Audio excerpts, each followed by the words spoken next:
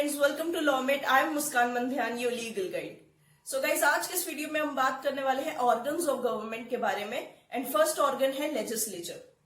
So guys, अगर आपको हमारा कोई भी प्रीवियस वीडियो देखना हो तो सभी के लिंक्स डिस्क्रिप्शन में दिए हुए हैं। आई रिक्वेस्ट यू गाइस कि आप लोग प्लीज नोट्स बनाते रहिए, जो कि आपके रिविजन में हेल्प करेंगे। Let's start. सो गवर्नमेंट के पार्ट्स को आप दो कैटेगरीज में डिवाइड कर सकते हो। पहली कैटेगरी है जिसमें formulation and expression of will of the state है, मतलब स्टेट की विल को बनाना एंड एक्सप्रेस करना, ये पहली कैटेगरी है। अब विल फॉर्मुलेट हो गई एंड एक्सप्रेस हो गई, अब उसे एग्जीक्यूट करने का टाइम है। तो सेकेंड कैटेगरी में वो पार्ट आता है जिसमें execution of will of the state है। ठीक है, अब इस स्टेट की विल जो फॉर्म हो गई है, जो बन गई है और एक्सप्रेस हो गई है, अब उसे एग्जीक्यूट करने का टाइम है। तो ये सेकेंड कैटेगरी है। सो फर्स्ट कैटेगरी को हम जनरली लेजिस्लेशन कहते हैं। ठीक है, सो सेकेंड पार्ट में विल इंप्लीमेंट भी हो रही है। ठीक है, implementation of will of the state. Second part includes executive and judiciary too. Judiciary को भी हमने सेकेंड पार्ट में डाल दिया है। इसी वजह से इसे ड्यूअलिटी थ्योरी कहा जाता है। क्यों कहा जाता है? बिकॉज ये गवर्नमेंट के ऑर्गन्स को दो कैटेगरीज में डिवाइड कर रही है। पहला लेजिस्लेचर, ठीक है, सेकेंड जो है उसमें एग्जीक्यूटिव और जुडिशरी साथ में है। इसने एग्जीक्यूटिव और जुडिशरी को अलग अलग नहीं रखा है। जैसे आज हम देखते हैं कि there are 3 organs of government, वैसे नहीं था। डुअलिटी थ्योरी ने क्या किया, दो ही ऑर्गन्स बताए गवर्नमेंट के, दो ही पार्ट्स में कैटेगराइज किया। पहला लेजिस्लेचर, दूसरा एग्जीक्यूटिव एंड जुडिशरी टू। ठीक है, साथ में ही है। So judiciary is responsible for the administration of justice. ठीक है, जुडिशरी का काम है कि वो जस्टिस एडमिनिस्टर करेगी। So guys, two part theory या डुअलिटी थ्योरी को क्रिटिसाइज किया गया था। लेट्स सी उसके क्रिटिसिज्म्स क्या क्या है। सो गाइस, काफी सारे क्रिटिक्स का ऐसा ओपिनियन था कि जो लॉ को इंटरप्रेट करना एंड एनालाइज करने वाली ड्यूटी होती है या फंक्शन होता है, इसे एग्जीक्यूटिव का पार्ट नहीं बताया जा सकता। लॉ को एनालाइज करना एंड इंटरप्रेट करने वाला जो फंक्शन है, ये एग्जीक्यूटिव के फंक्शन से कहीं ज्यादा है। ठीक है, इसीलिए जुडिशरी को एग्जीक्यूटिव का पार्ट नहीं बताया जा सकता। Judiciary is not merely an organ of an executive. ठीक है, ये सब जुडिशरी के स्कोप को नैरो डाउन करता है। जुडिशरी इससे कहीं ज्यादा है। सो गाइस, ड्यूअलिटी थ्योरी के जाने के बाद आई ट्रिनिटी थ्योरी। ठीक है, ट्रिनिटी थ्योरी क्या कहती है? Let's see. Trinity theory government के पार्ट्स को 3 कैटेगरीज में डिवाइड करती है। पहला लेजिस्लेटिव, दूसरा एग्जीक्यूटिव एंड तीसरा जुडिशियल। दस ट्रिनिटी थ्योरी की वजह से हमें 3 ऑर्गन्स मिले गवर्नमेंट के, that is legislature, executive and judiciary. तभी इसका नाम ट्रिनिटी थ्योरी पड़ा है, बिकॉज ये 3 ऑर्गन्स की बात करती है। डुअलिटी थ्योरी सिर्फ 2 ऑर्गन्स की बात कर रही थी। But Trinity theory was also criticised. ठीक है, इसके भी काफी क्रिटिसिज्म्स हैं। लेट्स सी वो क्या है। क्रिटिक्स कहते हैं ये बहुत ज्यादा फॉल्टी। क्रिटिक्स का मानना है Trinity theory faulty and unconvincing है, बिकॉज ये बाकी सारे पार्ट्स जो हैं गवर्नमेंट के वो इंक्लूड नहीं करती है। उनका मानना है जो बाकी पार्ट्स है गवर्नमेंट के लिए, उनके लिए सेपरेट कैटेगरीज होनी चाहिए, इंडिपेंडेंट कैटेगरीज में डिवाइड होने चाहिए। अकॉर्डिंग टू वन व्यू और वन क्रिटिक, ऐसा भी कहा गया कि गवर्नमेंट के पार्ट्स को 5 कैटेगरीज में डिवाइड करो। गवर्नमेंट के पार्ट्स को 5 कैटेगरीज में डिवाइड करो। कौन कौन से कह रहे थे? कहते deliberative, legislative, executive, administrative and judicial. मतलब एक्स्ट्रा क्या है? डेलिबरेटिव एंड एडमिनिस्ट्रेटिव को भी अलग से कैटेगराइज करो। फिर इसी में दूसरे व्यू ने कहा, एक और क्रिटिक ने कहा कि 2 और पार्ट्स इंक्लूड करो उसमें। कौन से? Electorate and administrative. ठीक है, एडमिनिस्ट्रेटिव तो हमने देख लिया, इलेक्टोरेट को भी इंक्लूड करो। But executive power and administrative power same organ के पास है, इसीलिए काफी सारे स्कॉलर्स एंड थिंकर्स उन्हें एक ही मानते हैं, दैट इज एग्जीक्यूटिव। ठीक है, अलग अलग इन्हें नहीं देखा जाता कि एडमिनिस्ट्रेटिव फंक्शन अलग है, एग्जीक्यूटिव फंक्शन अलग है। एक ही तरीके से देखते हैं, इसीलिए इन्हें अलग अलग नहीं रखा गया। सो मॉडर्न गवर्नमेंट्स में लेजिस्लेचर को बहुत ज़्यादा इंपॉर्टेंस दी जाती है। ठीक है, it is of Paramount significance in modern governments. जितनी भी मॉडर्न डेमोक्रेसीज हैं उन सब में जो मोस्ट इंपॉर्टेंट ऑर्गन रहता है, जो मोस्ट सिग्निफिकेंट ऑर्गन रहता है गवर्नमेंट का, वो लेजिस्लेचर ही रहता है। लेट्स सी प्रोफेसर गिलक्रिस्ट ने क्या कहा है। The legislative authority forms the major premise. ठीक है, लेजिस्लेटिव अथॉरिटी जो है गवर्नमेंट की वो मेजर है, ठीक है, वो मेजर ऑर्गन है, उसकी बहुत ज्यादा इंपॉर्टेंस है। The judiciary the minor, judiciary उससे छोटी है, ठीक है, and the executive the conclusion, executive conclusion है, यानी एग्जीक्यूटिव लास्ट में आता है, पहले लेजिस्लेचर, ठीक है, उसके बाद जुडिशरी एंड उसके बाद executive, according to professor Gilchrist.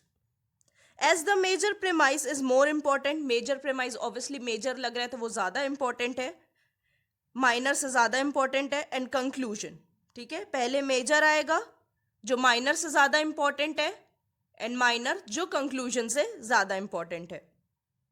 So the legislature is more important than the executive और जुडिशियल, ऑब्वियसली, है ना, लेजिस्लेचर जो है वो एग्जीक्यूटिव और जुडिशरी से ज्यादा इंपॉर्टेंट है।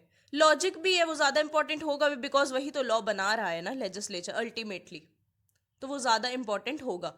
जो स्टेट की विल होती है, समझ रहे हो, जो स्टेट की इच्छा होती है उसे लेजिस्लेचर ही एक्सप्रेस करता है एंड फॉर्मुलेट भी करता है, बनाता भी लेजिस्लेचर है एंड उसे एक्सप्रेस भी लेजिस्लेचर ही करता है, जो हम देख सकते हैं लॉ के रूप में।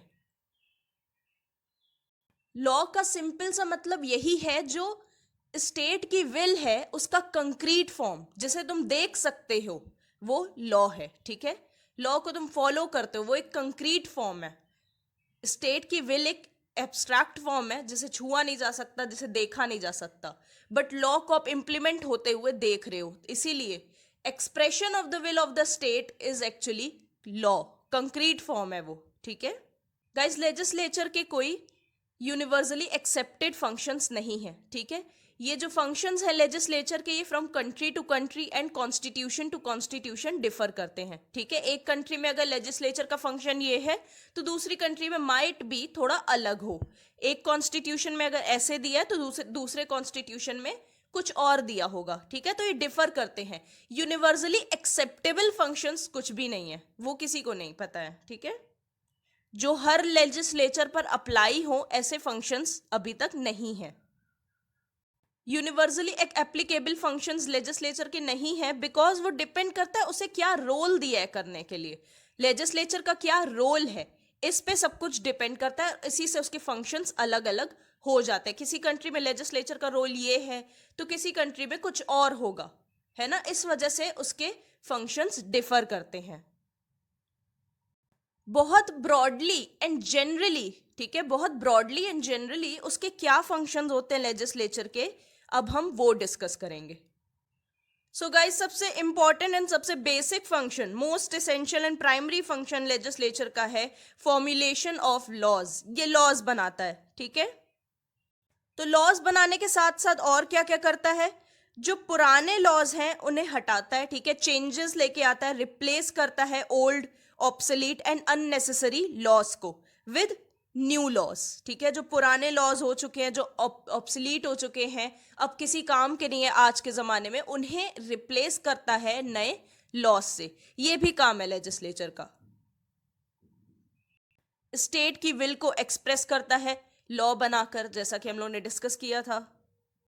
जो लेजिस्लेचर में हमारे रिप्रेजेंटेटिव्स बैठे हैं, ठीक है, जो पब्लिक को रिप्रेजेंट करते हैं, वो एक्सप्रेशन देते हैं लोगों की विल को, ठीक है, जो लोगों की विल है, जो हमारी इच्छा है, जो हमारी विल, जनरल विल है, उसे एक्सप्रेशन देने का काम लेजिस्लेचर में बैठे हुए हमारे रिप्रेजेंटेटिव्स का है। जब हमारी विल एक कंक्रीट शेप लेती है, एक फॉर्म लेती है, उसे लॉ कहते हैं। जब हमारी इच्छा, ठीक है ना, विल, हमारी जनरल विल पब्लिक की, जब एक कॉन्क्रीट शेप लेती है, एक कॉन्क्रीट फॉर्म लेती है, उसे लॉ कहते हैं। सिर्फ लॉ ही नहीं पास करता लेजिस्लेचर, इवन उन्हें अमेंड भी करता है, ठीक है। जैसे सोसाइटी बहुत डायनामिक है, सोसाइटी चेंज हो रही है, तो जाहिर सी बात है सोसाइटी चेंज हो रही है तो लॉ का भी चेंज होना जरूरी है, तभी तो लॉ काम का होगा, तभी तो लॉ इंप्लीमेंट हो पाएगा ना। तो with changing society law also needs to be changed. तो अमेंडमेंट लाना ये भी लेजिस्लेचर का बहुत इंपॉर्टेंट फंक्शन है। सो डेलिब्रेटिव एक्टिविटीज भी बहुत ज्यादा जरूरी फंक्शन है लेजिस्लेचर का। डेलिब्रेटिव एक्टिविटीज मतलब विवेचन करना, ठीक है, डेलिब्रेशन, विवेचन। इवन ऐसा भी कहा गया that legislation and deliberation go hand in hand, ठीक है। डेलिब्रेशन मीन्स बेसिकली डिस्कशन करना, जो लॉज हैं उनके ऊपर डिस्कशन करना। Before passing a bill to become an act, bill act बनने से पहले उस पर बहुत ज्यादा डिस्कशंस होते हैं, जो मेंबर्स होते हैं लेजिस्लेचर के उस पर अच्छे से सीरियसली डिस्कशन करते हैं काफी काफी देर तक, ताकि जो एस्पेक्ट्स है, हर तरीके का जो एस्पेक्ट है उस बिल का, ठीक है, जो कॉन्सेप्ट है वो अच्छे से समझ में आए, ताकि कोई भी गड़बड़ी ना हो पाए उसके इम्प्लीमेंटेशन के वक्त। So full freedom of expression रहती है मेंबर्स ऑफ लेजिस्लेचर के पास, ताकि वो अपने आइडियाज और व्यूज खुलकर एक्सप्रेस कर सकते बिना किसी हेजिटेशन के, किसी भी बिल पर या किसी भी एक्ट पर। तभी वो चीज ऑब्वियसली सही हो पाएगी। फुल फ्रीडम ऑफ एक्सप्रेशन नहीं रहेगी उनके पास तो वो अपने आइडियाज अच्छे से एक्सप्रेस नहीं कर पाएंगे। सो लेजिस्लेचर गवर्नमेंट के फाइनेंसेस को कंट्रोल करता है, ये भी बहुत ज्यादा जरूरी फंक्शन है उसका।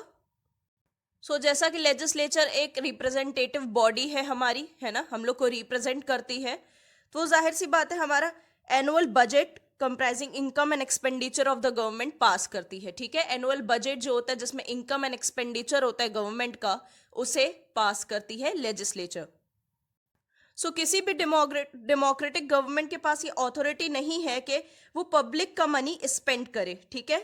अगर उन्हें पब्लिक का मनी स्पेंड करना है तो पहले रिप्रेजेंटेटिव्स जो बैठे हुए हैं लेजिस्लेचर में उनसे परमिशन लेनी होगी, ठीक है। उनका कंसेंट लेना जरूरी है पब्लिक मनी को स्पेंड करने से पहले।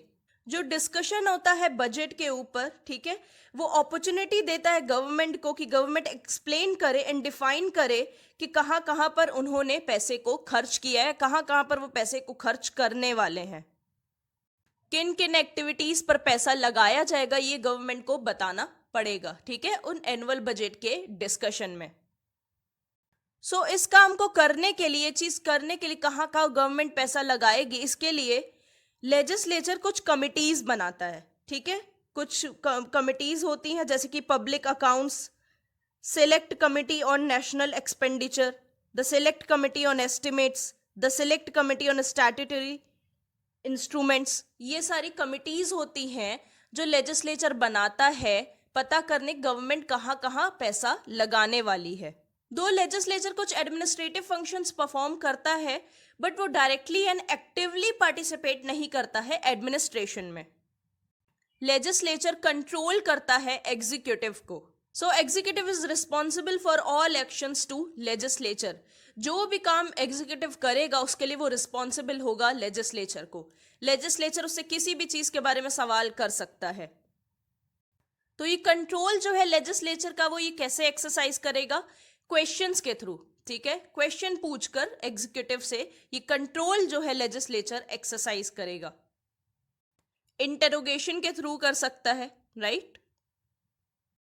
दूसरे मेजर्स भी बहुत सारे रहते हैं जिससे लेजिस्लेचर एग्जीक्यूटिव को कंट्रोल करता है। लास्की ने कहा है, LASKI, लास्की ने कहा है, the real function of a legislature is to watch the process of administration to safeguard the liberties of private citizens। यानी जो सबसे इंपॉर्टेंट फंक्शन है लेजिस्लेचर का, जो रियल फंक्शन है वो ये है कि एडमिनिस्ट्रेशन की प्रोसेस को देखना, ठीक है, उसे चेक करना, ताकि जो सिटीजन्स हैं जैसे कि हम लोग हैं, हमारी जो लिबर्टी है, हमारी जो फ्रीडम है उसे बचाया जा सके, ठीक है, उसे सेफगार्ड किया जा सके, उस पर खतरा ना मंडराए। ये रियल फंक्शन है लेजिस्लेचर का according to Laski. So legislature electoral functions भी परफॉर्म करता है। जो एग्जीक्यूटिव एंड जुडिशियल हेड्स के इलेक्शंस होते हैं उसमें लेजिस्लेचर पार्टिसिपेट करता है। कैसे? Let's see. फॉर एग्जाम्पल जो चीफ एग्जीक्यूटिव ऑफ इंडिया है, दैट इज प्रेसिडेंट, ठीक है, वो इलेक्टोरल कॉलेज के द्वारा इलेक्ट किए जाते हैं। इलेक्टोरल कॉलेज में कौन कौन रहता है? Members of both houses of parliament end of state assemblies, ठीक है, जो दोनों ही राज्यसभा और लोकसभा के मेंबर्स रहते हैं एंड स्टेट असेंबली के मेंबर्स भी रहते हैं। दस इसी तरीके से लेजिस्लेचर इलेक्टोरल फंक्शंस भी परफॉर्म करता है।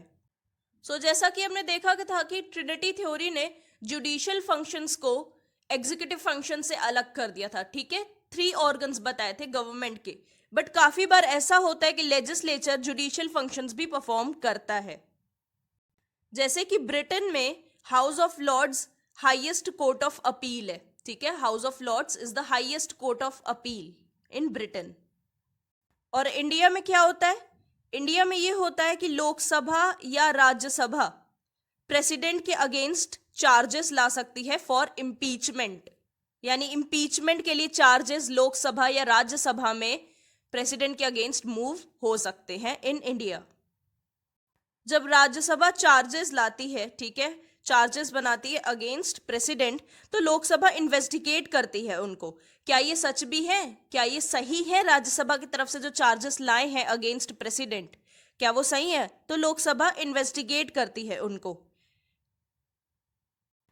या अगर लोकसभा चार्जेस ला रही है प्रेसिडेंट के अगेंस्ट तो राज्यसभा इन्वेस्टिगेट करेगी, ठीक है।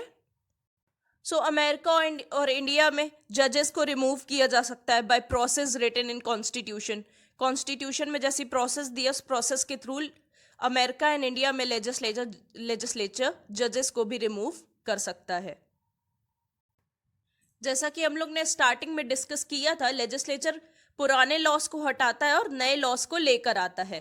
तो amending the laws, amending the constitution is also a very important function of legislature. दोनों में से कोई भी हाउस प्रपोजल ला सकता है कॉन्स्टिट्यूशन को अमेंड करने का, चाहे राज्यसभा लेकर आए या लोकसभा लेकर आए, दोनों हाउसेस में से कोई भी प्रपोजल लेकर आ सकता है to amend the constitution. Special majority के थ्रू कॉन्स्टिट्यूशन को अमेंड किया जा सकता है। लास्ट है गाइस कि लेजिस्लेचर कॉम्पिटेंट है different types of inquiries conduct करने के लिए। मींस कैसे? लेजिस्लेचर कमिटीज अपॉइंट कर सकता है, कमीशंस बना सकता है, जैसा कि हमने डिस्कस किया था। क्यों political, social and economic problems को सॉल्व करने के लिए, जो कंट्रीज में economic, social and political problems prevail कर रही हैं उनको सॉल्व करने के लिए लेजिस्लेचर कमिटीज या कमीशंस बना सकता है और इंक्वायरीज कंडक्ट कर सकता है। ब्रॉडली गाइज यही फंक्शंस थे लेजिस्लेचर के। लेजिस्लेचर के कौन से 2 स्ट्रक्चर्स रहते हैं एंड कौन से 2 टाइप्स रहते हैं? पहला है यूनिकेमरलिज्म एंड दूसरा है bicameralism. Let's discuss them one by one. Uni का मतलब होता है वन, केमरल का मतलब होता है हाउस या चेम्बर। लेजिस्लेचर के पास 1 हाउस होना, ठीक है, only 1 chamber, that is unicameralism. ये सिस्टम 18th सेंचुरी में बहुत ज्यादा पॉपुलर था and earlies in 19th century. Guys जो यूनिकेमरलिज्म के सपोर्टर्स हैं उनका ऐसा मानना है कि जो पीपल की विल होती है, ठीक है, जो लोगों की विल होती है उसे डिवाइड नहीं किया जा सकता है। It is indivisible, general will is indivisible. जो भी सॉवरेन पावर लोग होल्ड करते हैं डेमोक्रेसी में, आप उसे डिवाइड नहीं कर सकते हो, इट इज इनडिविजिबल, ठीक है। और लोगों की जो विल है, ठीक है, उसे एक्सप्रेस किया जा सकता है सिर्फ एक हाउस के थ्रू, सिर्फ एक लेजिस्लेटिव हाउस के थ्रू, दैट इज यूनिकेमरल हाउस। एक ही हाउस के थ्रू लोगों की जो विल है उसे इजीली एक्सप्रेस किया जा सकता है। जो यूनिकेमरलिज्म के चैंपियन है उनका नाम है बेंजामिन फ्रैंकलिन। बेंजामिन फ्रैंकलिन ने क्या कहा? उन्होंने कहा a legislative body divided into 2 branches. एक लेजिस्लेटिव बॉडी है, ठीक है, उसे आप 2 ब्रांचेस में डिवाइड कर दोगे अगर, तो ये कैसा होगा? अ कैरियज ड्रॉन बाय 1 हॉर्स, मतलब जो एक कैरेज होता है, ठीक है, घोड़ा गाड़ी, वो एक तरफ से, आगे की तरफ से एक घोड़ा उसे खींच रहा है और पीछे की तरफ से उसे दूसरा घोड़ा खींच रहा है, तो गाड़ी तो हिलेगी थोड़ी, कोई एक घोड़ा इस तरफ से खींचेगा, एक घोड़ा उस तरफ से खींचेगा। इसी तरीके से लेजिस्लेटिव के जब 2 हाउसेस हो जाते हैं तो उसकी भी यही हालत हो जाती है। एक हाउस कुछ कहता है, एक हाउस कुछ कहता है ना, दोनों तरफ से खींचा जाता है। ऑपोजिट व्यूज निकलकर आने लगते हैं, कॉन्फ्लिक्टिंग सिचुएशंस उठने लगती हैं, इसका बेसिक सा मतलब यही है। तो बेंथम ने सेकेंड चैम्बर को needless, useless and worse than useless बताया है।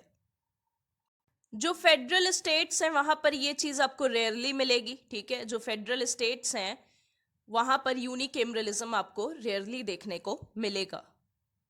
पॉलिटिकल इंस्टेबिलिटी को हटाने के लिए, ठीक है, पॉलिटिकल इंस्टेबिलिटी को हटाने के लिए, हिस्ट्री लेजिस्लेशंस को कम करने के लिए यूनिकेमरलिज्म का सहारा लिया जाता है। अभी कहां कहां पर किस किस कंट्री में यूनिकेमरलिज्म है, वो है Turkey, Denmark, Bulgaria and some states of India, मतलब वेस्ट बंगाल, राजस्थान एटसेट्रा। यहां पर भी यूनिकेमरलिज्म आपको देखने को मिलेगा। Principle of unity of the state remains intact, मतलब एक ही हाउस है तो सब काम एक ही हाउस में हो रहा है, तो एक प्रिंसिपल ऑफ यूनिटी जो है स्टेट का वो खोता नहीं है, ठीक है। सभी काम एक ही हाउस से होता है, सभी लोग मिलकर काम करते हैं, सभी लोग एक ही गोल की तरफ काम करते हैं, ठीक है। गोल क्या है? To achieve public interest, to achieve welfare of society. इसी वजह से प्रिंसिपल ऑफ यूनिटी कभी खोता नहीं है। यूनिकेमरलिज्म में प्रिंसिपल ऑफ यूनिटी हमेशा बना रहता है। लेस एक्सपेंसिव, ठीक है ना। ये सिस्टम जो यूनिकेमरलिज्म का, ये बहुत सस्ता है। क्यों? क्योंकि सिर्फ एक ही चैम्बर है, तो जो भी हमारा इन्वेस्टमेंट होगी, जो भी हमारा एक्सपेंडिचर होगा, वो एक ही चैम्बर के लिए होगा, ठीक है। अगर दूसरा चैम्बर भी रहता तो जाहिर सी बात है हमें ज़्यादा इन्वेस्ट करना पड़ता, स्टेशनरी पर इन्वेस्ट करना पड़ता और भी बाकी चीज़ों पर इन्वेस्ट करना पड़ता। उसे मेंटेन करने के लिए जो कॉस्ट लगती वो अलग होती। बट अब हमारे पास एक ही चैम्बर है तो हमें कम ऑब्वियसली खर्च करना होगा, है ना। जो भी मेंबर्स ऑफ लेजिस्लेचर्स है उन पर भी कम खर्च आएगा क्योंकि एक ही चैम्बर की बात हो रही है यहाँ पे। सो यूनिकेमरलिज्म इज लेस एक्सपेंसिव। कोई भी बिल विदाउट डिस्कशन नहीं पास होता, ठीक है ना।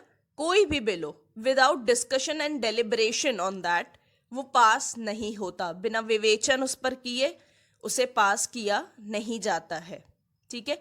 बट एक बार डिस्कशन के बाद अगर वो बिल पास हो गया तो उस पर दोबारा रीडिस्कशन नहीं होता है। यहां पे डिस्कॉर्ड एंड डिवीजन की कोई भी पॉसिबिलिटी नहीं है, ठीक है ना। एंड लोगों की विल ही हमेशा प्रिवेल करेगी। डिस्कॉर्ड एंड डिवीजन का मैं क्या मतलब निकाल रही हूं यहां पर, कि जो मेंबर्स हैं वो आपस में यहां झगड़ेंगे नहीं, डिवाइड नहीं होंगे ओपिनियन पर, उनका एक ही ओपिनियन रहेगा। प्लस जो लोगों की विल है वो हमेशा इंटैक्ट रहेगी, ठीक है, जुड़ी रहेगी। लोगों की विल के साथ कोई खिलवाड़ नहीं होगा। यहाँ पे इसका मतलब ये है लोगों की विल के अगेंस्ट कोई काम नहीं होगा, इसीलिए दो ओपिनियन नहीं होंगे, एक ही ओपिनियन होगा। No discord and division and the will of the people will prevail. सब कुछ जो हो रहा है वो लोगों की विल के लिए ही तो हो रहा है ना, इसीलिए वही प्रिवेल करेगी at every moment. So unicameralism promotes progressive legislation, ठीक है ना। जो भी लॉज इनैक्ट होते हैं, जो भी लॉज बनाए जाते हैं वो हाईली प्रोग्रेसिव होते हैं नेचर में। वो हमें हेल्प करते हैं, वो लोगों को हेल्प करते हैं ग्रो करने में, प्रोग्रेस करने में, उनका वेलफेयर इन्वॉल्व रहता है उन लॉज में। यूनिकेमरल लेजिस्लेचर डायरेक्ट इलेक्शंस पर फॉर्म होती है, ठीक है। तो जो मेंबर्स हैं लेजिस्लेचर के वो रिप्रेजेंट एंड रिफ्लेक्ट करते हैं पब्लिक ओपिनियन को, मतलब मीन्स लोगों की क्या इच्छा है, लोगों की क्या बात है, वो उसे रिप्रेजेंट करते हैं यूनिकेमरल लेजिस्लेचर में।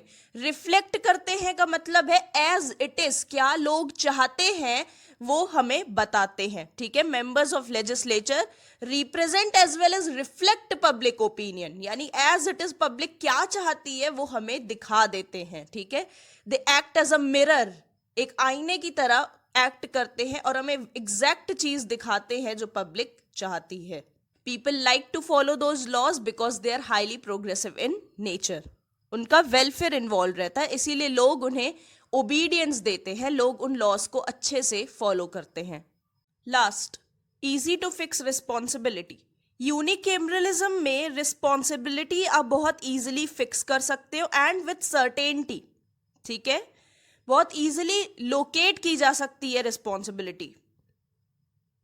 अब एक ही चैम्बर है लेजिस्लेचर का, ठीक है, उसका स्ट्रक्चर बहुत ही सिंपल है, कोई भी कॉम्प्लेक्सिटी वहां पे इन्वॉल्व्ड नहीं है।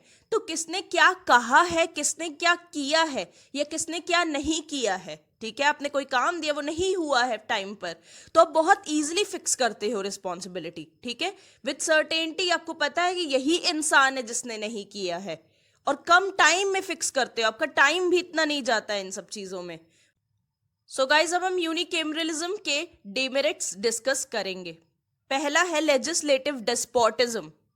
जाहिर सी बात है, जब एक पॉलिटिकल पार्टी आती है और इतनी अच्छी मेजॉरिटी के साथ आती है, तो जाहिर सी बात है वहां पे लेजिस्लेटिव डेस्पोटिज्म आएगा, क्योंकि अब ये सिंगल पॉलिटिकल पार्टी है, कोई ऑपोजिशन तो है नहीं यूनिकेमरलिज्म में, तो अब इसके पास बहुत ज्यादा अथॉरिटी एंड पावर है, तो ये कुछ ऐसे लॉज भी बना सकती है जो क्रूएल हो, है ना, जो ऑप्रेसिव हो। तो इस पर चेक करेगा कौन? ऑपोजिशन होती है तो ऑपोजिशन क्वेश्चंस करती है, ठीक है, चेक करती है, एक चेक्स एंड बैलेंस का सिस्टम बना रहता है। यहाँ पे यूनिकेमरलिज्म में आपको चेक्स एंड बैलेंस नहीं मिलेगा, ये बहुत जरूरी चीज है, ठीक है ना। गवर्नमेंट को चेक करना, जो मेजॉरिटी लेकर आई है वो क्या कर रही है, इट्स वेरी इंपॉर्टेंट। वो गवर्नमेंट बहुत ज्यादा टायरानिकल हो जाएगी, ठीक है ना, अगर आप ध्यान नहीं दो, अगर चेक्स एंड बैलेंसेस नहीं रहेंगे, क्वेश्चंस नहीं पूछे जाएंगे गवर्नमेंट से कि ये क्यों किया, आखिर ऐसा लॉ क्यों आया, ये इतना ऑप्रेसिव क्यों है ना, ऑपोजिशन रहेगी ही नहीं, तो जाहिर सी बात है लेजिस्लेटिव डेस्पोटिज्म आ जाएगा। सो अब सेकेंड चैम्बर तो है नहीं, ठीक है ना, और मैंने ये भी डिस्कस किया था मेरिट्स में कि एक बार डिस्कशन के बाद जो बिल पास हो गया उस पर दोबारा डिस्कशन नहीं होगा, है ना, नो रीडिस्कशंस। तो अब कोई कंट्रोवर्शियल बिल है बहुत ज्यादा, ठीक है ना, बहुत ऑप्रेसिव बिल है, कोई ऐसा बिल है जो पब्लिक इंटरेस्ट में नहीं है, और यहाँ पे ऑपोजिशन तो है नहीं क्वेश्चन करने के लिए, ठीक है ना, तो दोबारा उस चीज पर सोचा भी नहीं जाएगा। ट्राई टू अंडरस्टैंड, जब एक ही हाउस है तो वो एक बार पास कर देगा, तो क्या वो दोबारा सोचेगा उस चीज पर? बिल्कुल नहीं सोचेगा। बट अगर दूसरा हाउस भी होता तो वो भी एक बार सोचता उस चीज पर, ठीक है ना, उस चीज पर विचार करता, उस चीज पर विवेचन करता, डेलिब्रेशन करता, है ना, डिस्कशन करता। तो एक बार ऐसा हो सकता है कि कुछ गलत चीज अगर हो रही है पब्लिक के साथ तो वो रुक जाएगी, वो नहीं होगी, बिकॉज सेकेंड हाउस पकड़ लेगा। बट अब एक ही हाउस है, एक ही सिंगल पॉलिटिकल पार्टी है, तो इस चीज के चांसेस बहुत बढ़ जाते हैं कि कुछ कंट्रोवर्शियल बिल्स भी पास हो जाएं, है ना। कोई मॉडरेशन रह ही नहीं जाता है, एक मॉडरेशन जो होना चाहिए वो मिसिंग होता है यहाँ पे, एंड एक बार जो चीज हो गई वो हो गई। सो जो मेंबर्स हैं लेजिस्लेचर के इन यूनिकेमरलिज्म, वो ऐसा हो सकता है कि केयरलेस मैनर में, ठीक है, रेकलेस मैनर में लॉज बना दे, ठीक है, लॉज इनेक्ट कर दे, और इस वजह से ऑपोजिशन तो है नहीं, वही चीज आ रही है बार बार कि ऑपोजिशन नहीं है, अगर ऑपोजिशन होती तो वो क्वेश्चन जरूर करती, तो अब वो तो चेक करेगी नहीं, तो जाहिर सी बात है कुछ ऐसे लॉज भी पास कर देगी रेकलेस मैनर में यूनिकेमरल गवर्नमेंट, जिस वजह से क्या होगा, इनस्टेबिलिटी आने के बहुत ज्यादा चांसेस बढ़ जाएंगे, ठीक है ना, इनस्टेबिलिटी आ जाएगी सोसाइटी में, ये बहुत ज्यादा डेंजरस होगा हमारी ग्रोथ के लिए। अगर कोई ऐसा लॉ पास हो गया जो इनस्टेबल कर दे रहा है सोसाइटी को, तो हमारी ग्रोथ के लिए बहुत ज्यादा दिक्कत होगी ये। एंड समटाइम्स ये एक्चुअल प्रैक्टिसेस में होता भी है, कुछ ऐसे लॉज पास हो जाते हैं विच आर रियली डेंजरस, है ना, रेकलेस और केयरलेस मैनर में कुछ ऐसे लॉज पास हो जाते हैं, बिकॉज आपको कोई देखने वाला है नहीं उस वक्त, तो अब जाहिर सी बात है जैसा आपको सही लगेगा आप वो कर दोगे। एक दूसरा पर्सपेक्टिव जो होना चाहिए, वो दूसरा पर्सपेक्टिव मिसिंग रहता है यूनिकेमरलिज्म में, सिंगल पर्सपेक्टिव से जो हो रहा है होता रहता है। सो यूनिकेमरल system might become a source of hasty legislation and political strife। मतलब कि जल्दबाजी में बनाए गए कुछ लॉज, ऐसा हो सकता है कि जल्दबाजी में कुछ लॉज ऐसे बना दिए जाएं जो अच्छे नहीं हैं हमारे लिए, ठीक है, तो हेस्टी लेजिस्लेशन वहां पे देखने को हमें मिल सकता है, बहुत ही जल्दबाजी में किए गए गलत फैसलों का असर हमें देखने को मिल सकता है। ऐसे बहुत सारे फैसले वहां पे जल्दबाजी में ले लिए जाते हैं, बिकॉज कोई दूसरा देखने वाला नहीं है, कोई दूसरा चेक करने वाला नहीं है, अल्टीमेटली बात ऑपोजिशन पर ही आ रही है, ठीक है ना। सेकंड चैम्बर नहीं होगा तो जाहिर सी बात है बहुत सारी चीजें मिसिंग होंगी, एंड उसमें से एक चीज है जो कि बहुत डेंजरस है, वो है हेस्टी लेजिस्लेशन, जल्दबाजी में बनाए गए laws which are really dangerous.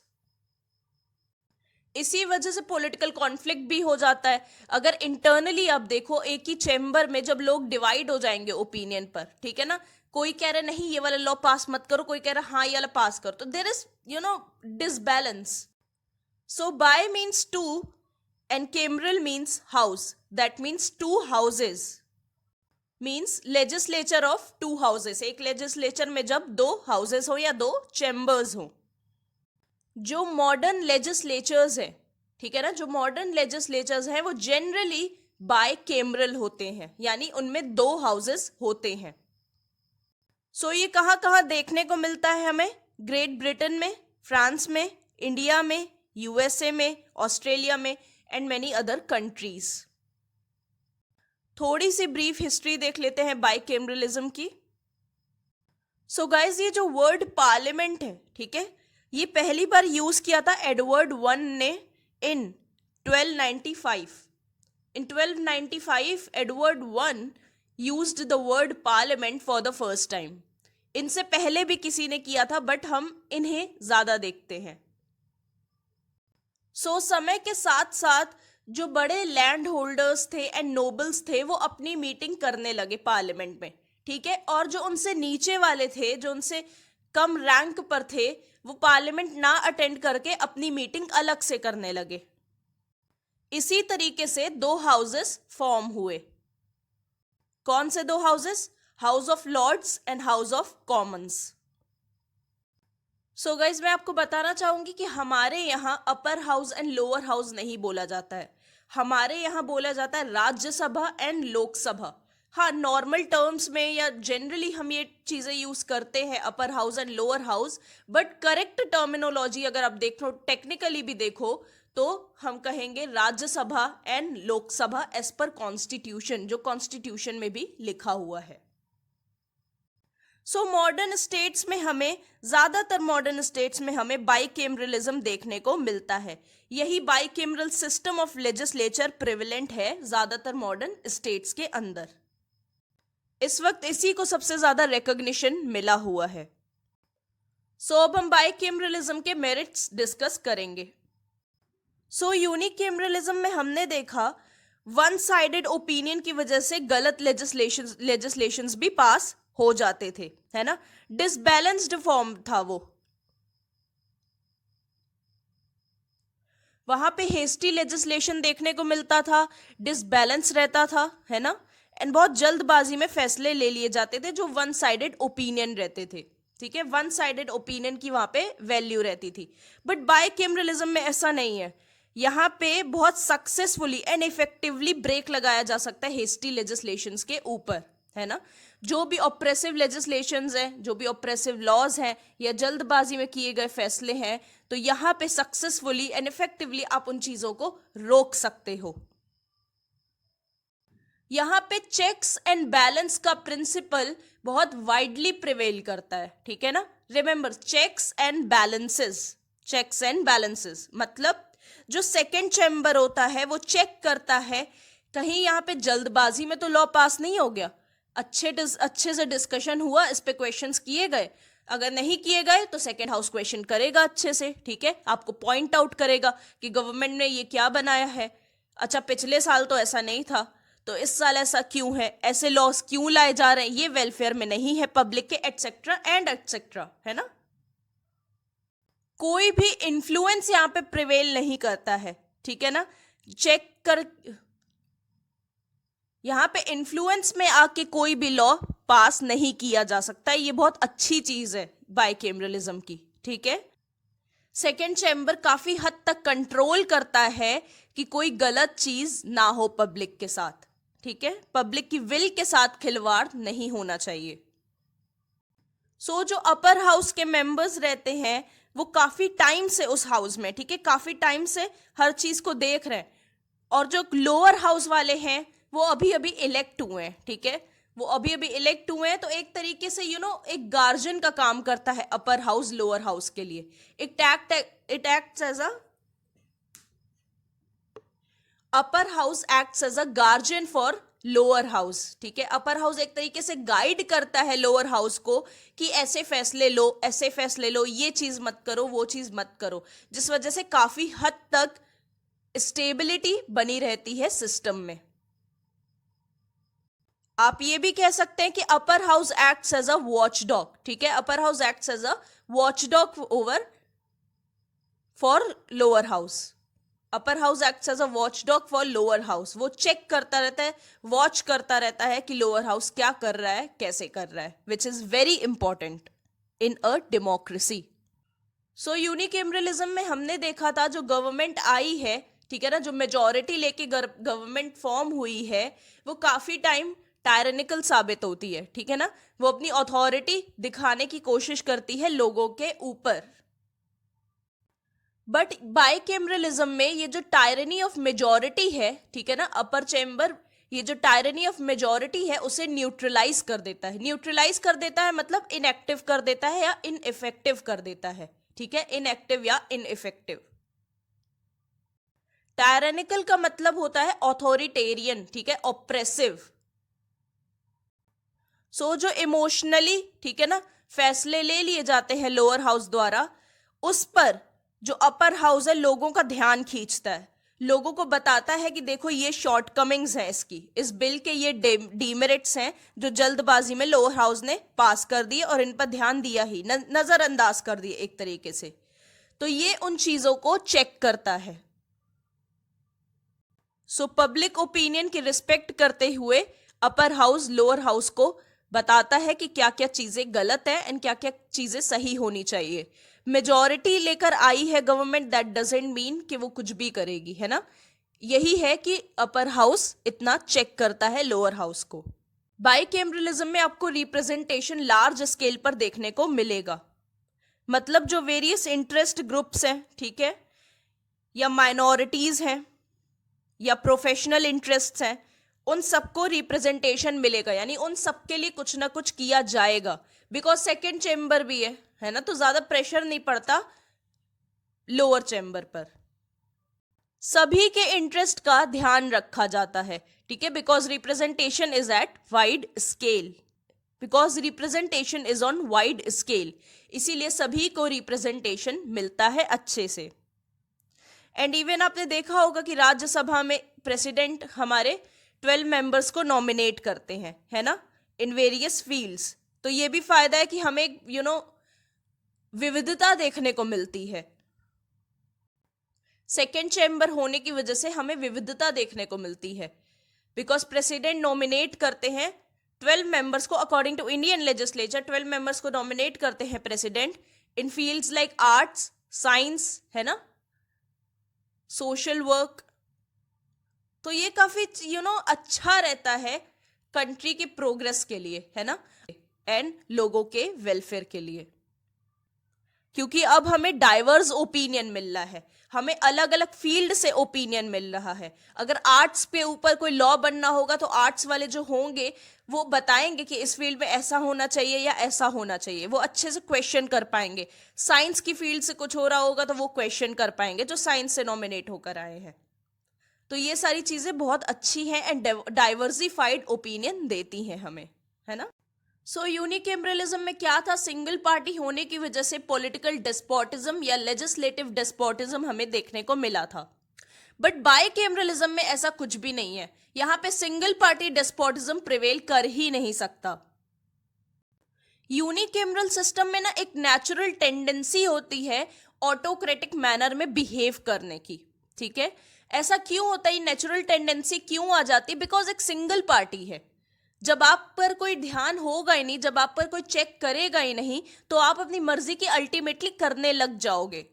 तो इस वजह से वहां नेचुरली एक ऑटोक्रेटिक एनवायरमेंट रहता है। बट बाइकेमरल सिस्टम में ऐसा नहीं पॉसिबल है।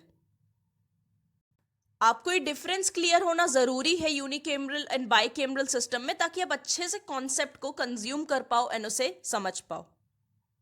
सो सेकेंड हाउस नहीं होगा तो जाहिर सी बात है जो यूनिकेमरल सिस्टम की तरह वहां पे करप्शन होगा, है ना, टायरानिकल होगी गवर्नमेंट, क्योंकि कोई भी रेस्ट्रिक्शंस नहीं है गवर्नमेंट के ऊपर।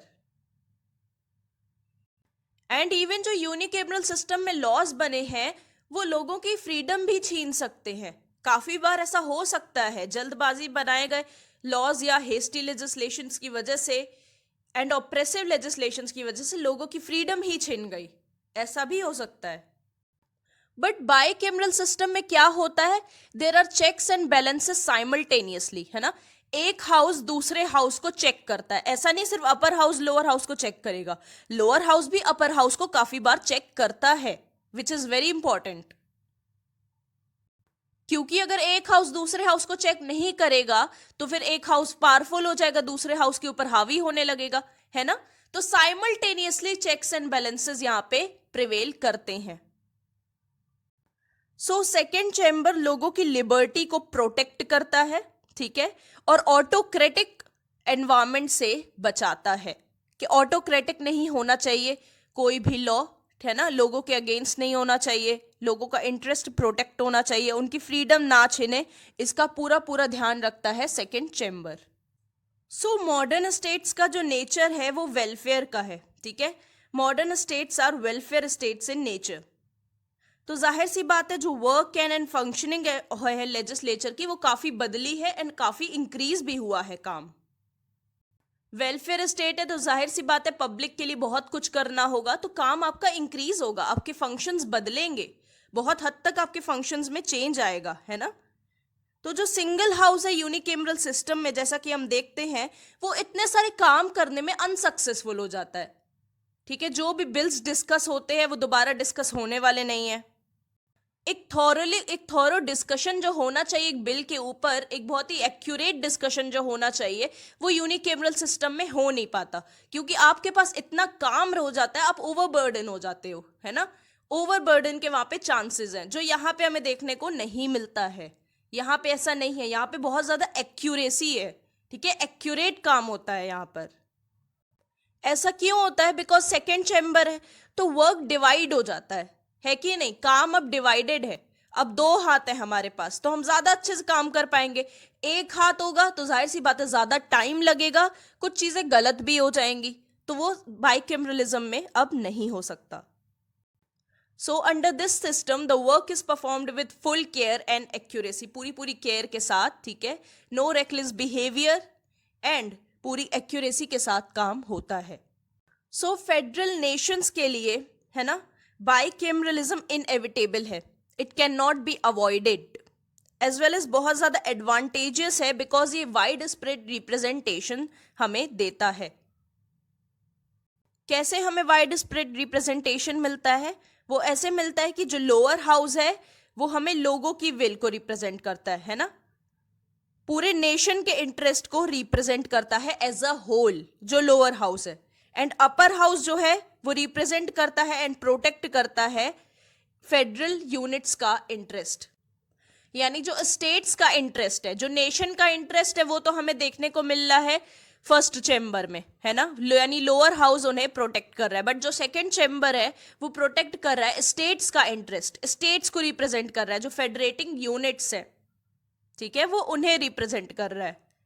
तो यहाँ पे वाइड स्प्रेड रिप्रेजेंटेशन देखने को मिलता है। सो गाइस अब आगे बढ़ते हैं। So bicameralism is sine qua non for federalism. Sine qua non का मतलब होता है एसेंशियल कंडीशन या नेसेसरी कंडीशन। ये एक लैटिन फ्रेज है गाइस।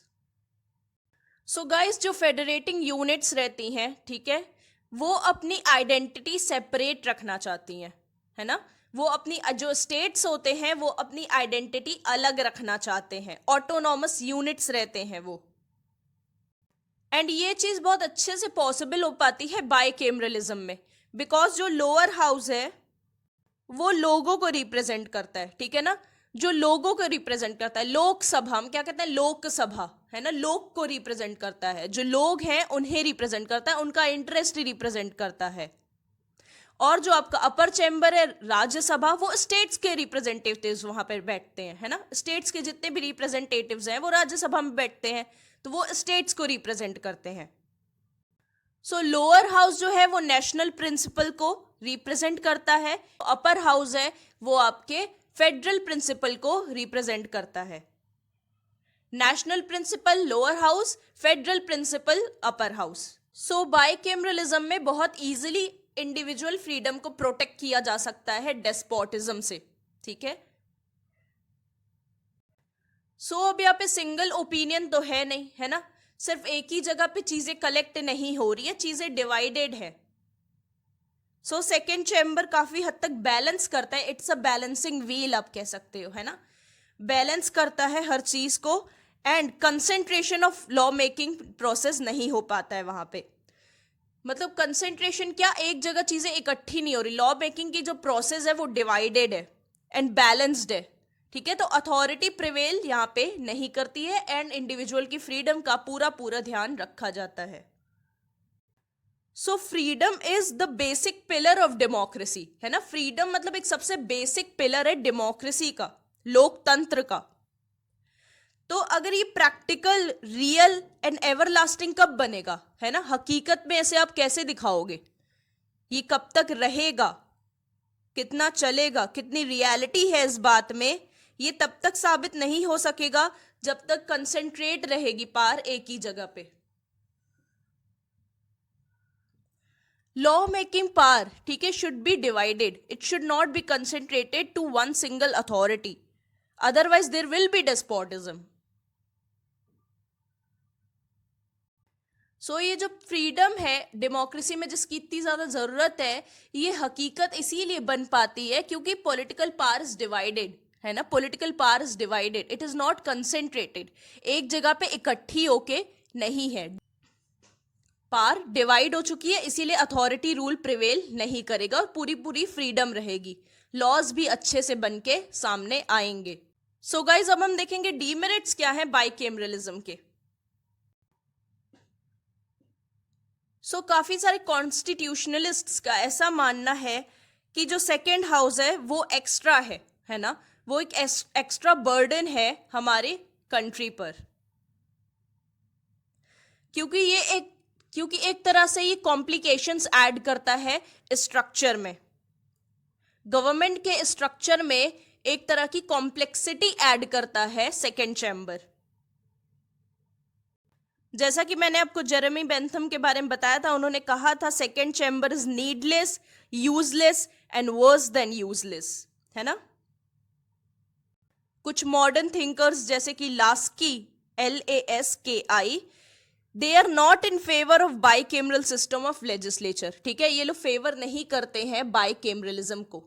सो जो दो चैम्बर्स रहते हैं उनके कॉम्पोजिशन, टेन्योर एंड पावर्स में बहुत ज्यादा डिफरेंस रहता है ऑब्वियसली, है ना, और जाहिर सी बात है जो लोग हैं वहां के एटीट्यूड एंड आउटलुक में भी उनमें डिफरेंस आएगा। सो ऐसा कहा जाता है जो अपर हाउस के लोग हैं वो ज्यादा कंजर्वेटिव रहते हैं, ठीक है, और जो लोअर हाउस के जो लोग रहते हैं वो ज्यादा प्रोग्रेसिव रहते हैं नेचर में।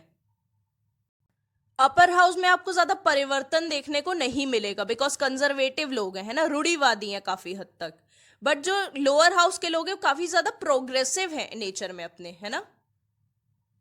अब जब ऐसा एनवायरमेंट है, ऐसा एटीट्यूड एंड आउटलुक है, इतना डिफरेंस है दोनों के एटीट्यूड में, तो जाहिर सी बात है आप कैसे एक्सपेक्ट कर सकते हो कि ये दोनों हार्मनी एंड कोऑपरेशन में वर्क करेंगे।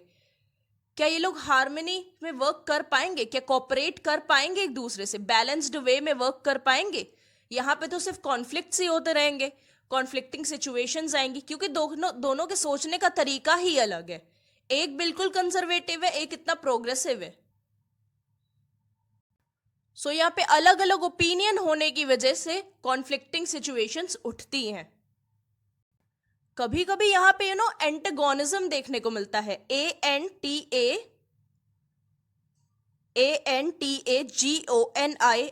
एंटागोनिज्म मतलब नेचुरल हेट्रेड, ठीक है ना, नेचुरल हेट्रेड। क्यों? क्योंकि दोनों के एटीट्यूड्स अलग हैं, दोनों के सोचने का तरीका अलग है, इसलिए एंटागोनिज्म हमें देखने को मिलता है दोनों हाउसेस के बीच में।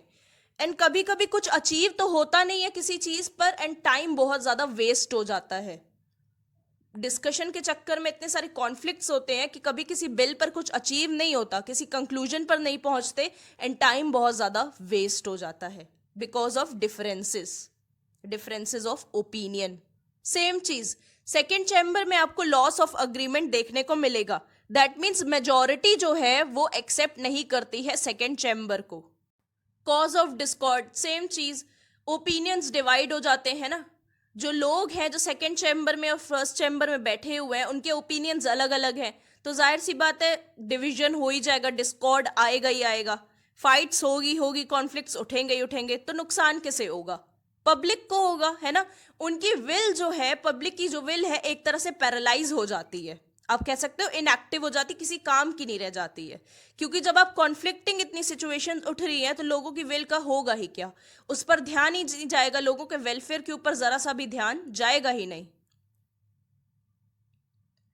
इतनी कॉन्फ्लिक्टिंग सिचुएशंस में लोगों के वेलफेयर के ऊपर ध्यान जाएगा ही नहीं, सोसाइटी के बारे में सोचा जा ही नहीं सकता है ना, because there is division of opinion, there is Discord.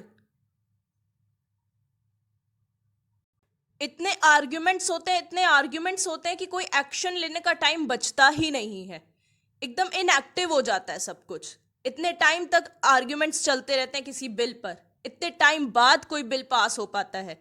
इस वजह से जो लोगों की विल है वो पैरालाइज हो जाती है, ठीक है।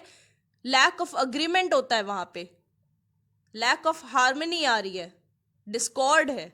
इतने टाइम तक अगर किसी चीज पर डिस्कशन होगा, डिबेट होगा, डेलिब्रेशन होगा, तो जाहिर सी बात है टाइम की बर्बादी होनी ही है। एक्शन बहुत कम लिया जाता है, वेस्टेज ऑफ टाइम ज्यादा होता है। एक्चुअल में भी देखा जाए तो अपर हाउस इतना यूजफुल नहीं है, ठीक है ना। वो एक्स्ट्रा बर्डन है, प्लस हमारा एक्सपेंसिव भी बहुत ज्यादा है, बिकॉज हमें और ज्यादा स्पेंड अप करना पड़ रहा है बिकॉज ऑफ सेकेंड हाउस। तो ये अननेसेसरी बर्डन है अकॉर्डिंग टू क्रिटिक्स। जो लॉ मेकिंग की रिस्पॉन्सिबिलिटी होती है उसे बाइकैमरलिज्म डिवाइड कर देता है दोनों हाउसेस के बीच, है ना, जो बहुत ज्यादा डेंजरस है for the smooth working of legislature.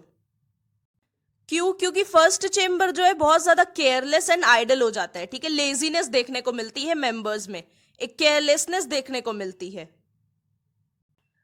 Plus एक और चीज है, दोनों जो पॉलिटिकल पार्टीज हैं, जो ऑपोजिशन है एंड जो मेजॉरिटी पार्टी है, उनका जो इंटरेस्ट है वो अलग अलग है, ठीक है ना। इंटरेस्ट जो है अलग अलग है, म्यूचुअली अपोज्ड है एक दूसरे के।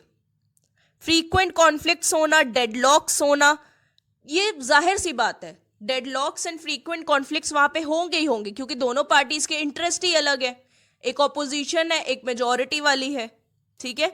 तो हार्म किसे होगा? हार्म पहुंचेगा नेशनल इंटरेस्ट को, लोगों को। तो this is very harmful for national interest. So bicameralism बिल्कुल भी जरूरी नहीं है फेडरल नेशंस के लिए। क्यों? क्योंकि फेडरल नेशंस में बाकी भी एलिमेंट्स रहते हैं, जैसे कि written constitution, rigid constitution, division of powers, independent judiciary etcetera. ये काफी अच्छे एलिमेंट्स हैं to safeguard the interest of nation, ठीक है। Interest of, these are very helpful in safeguarding the national interest, in safeguarding the rights of people, ठीक है। और ये काफी अच्छे से इस फील्ड में काम करते हैं compare to second chamber. Second chamber इतने अच्छे से इस फील्ड में काम नहीं कर पाता है जितने अच्छे से ये सारे एलिमेंट्स फेडरलिज्म में काम करते हैं। तो ये bicameralism is not good for federalism, is unnecessary, it is unnecessary for federal government. So guys let's conclude this topic. जितने भी डेमेरिट्स अभी तक हमने डिस्कस किए, जितनी भी शॉर्टकमिंग्स डिस्कस की हमने बाइकैमरल सिस्टम की, चाहे आप इसे जितना भी देखो, but most of the countries इसे ही अडॉप्ट करती हैं, इसे ही अप्लाई करती हैं वो अपनी कंट्रीज में, इसे ही अप्लाई करती हैं वो अपने सिस्टम में, ठीक है। It is very popular, it is still very popular despite all the demerits.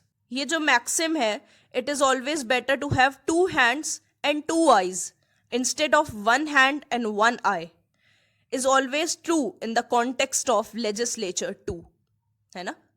देखो, एक हाथ होगा, एक आंख होगी, तो आप कितना ही काम कर लोगे। पहली बात तो ज्यादातर काम आप गलती करोगे, जितना भी करोगे गलती करोगे। लेकिन अगर आपके पास 2 आंखें होंगी, 2 हाथ होंगे, तो जाहिर सी बात है काफी ज्यादा काम आप सही करोगे, अच्छे से करोगे, जल्दी करोगे। वही चीज लेजिस्लेचर में भी देखो। यूनिकैमरलिज्म में क्या है? 1 आई एंड 1 हैंड है ना। एक ही चैम्बर तो है, एक ही चैम्बर कितना काम सही कर लेगा, कितनी जल्दी कर लेगा, ये सारी चीजें आती हैं। बाइकैमरलिज्म क्या है? 2 आंखें 2 हाथ, ठीक है। ज्यादा जल्दी काम, ज्यादा समय पर काम, ज्यादा अच्छा काम, ज्यादा सही काम, है ना। सब कुछ इसी पर डिपेंड करता है, पूरी वैल्यू इसी पर डिपेंड करती है कि आप उसे कैसे बना रहे हो, ठीक है। उसे कैसे बना रहे हो, उसे कैसे चला रहे हो, क्या बना रहे हो, है ना। जो भी बाइकैमरलिज्म ले लो या यूनिकैमरलिज्म ले लो, वो सब कुछ इसी पर डिपेंड करता है कि आपने सेटअप कैसा अपना रखा है, कौन कौन लोग वहां पे बैठे हुए हैं। अल्टीमेटली सब कुछ ह्यूमंस पर ही डिपेंड करता है, कौन लोग वहां पे बैठे हैं, कौन लोग कैसे दिमाग चला रहे हैं, कैसे लॉज बना रहे हैं। अल्टीमेटली सब कुछ इसी पर डिपेंड करता है। What you do and how you do, सब कुछ इसी पर डिपेंड करता है। मोस्ट ऑफ द कंट्रीज, ज्यादातर जो कंट्रीज हैं आज वो इसी पर वर्क कर रही है कि सेकेंड चैम्बर को अबॉलिश करने से अच्छा है उसे रिफॉर्म किया जाए, ठीक है। न्यू चीजें उसमें इंट्रोड्यूस की जाए, उसे मॉडिफाई किया जाए। पूरी तरीके से उसे अबॉलिश कर देने से अच्छा है रिफॉर्मेशन लाया जाए, है ना, इंप्रूव किया जाए उसे। मोस्ट ऑफ द कंट्रीज आज यही कर रही हैं। सो गाइज, आई होप आज हमने जो भी डिस्कस किया हो वो आपको अच्छे से समझ में आया हो, आपको ईजी लगा हो कॉन्सेप्ट। सो गाइज, अगर आपकी कोई भी प्रॉब्लम है, आपको कोई भी डाउट है, तो आप मुझे कमेंट सेक्शन में बता सकते हैं। I will try my best कि आपकी वो डाउट या आपका वो प्रॉब्लम पूरी अच्छे तरीके से सॉल्व हो। लॉ पीप्स मेरी इंस्टा आईडी है, जहां पर मैं अपने वीडियोस के अपडेट्स एटलीस्ट 1 डे या 2 डे बिफोर डाल देती हूं। यहां पर भी आकर आप अपने डाउट्स या अपनी प्रॉब्लम्स पूछ सकते हैं। मैं डेफिनेटली उन्हें क्लियर करने की पूरी कोशिश करूंगी। इसका लिंक डिस्क्रिप्शन में दिया हुआ है। सो गाइज, बाकी ऑर्गन्स जो बचे हैं, एग्जीक्यूटिव एंड जुडिशरी, उन पर भी जल्दी वीडियोस आएंगे। So thank you for watching this video friends, and we'll meet soon in the next video. Good luck.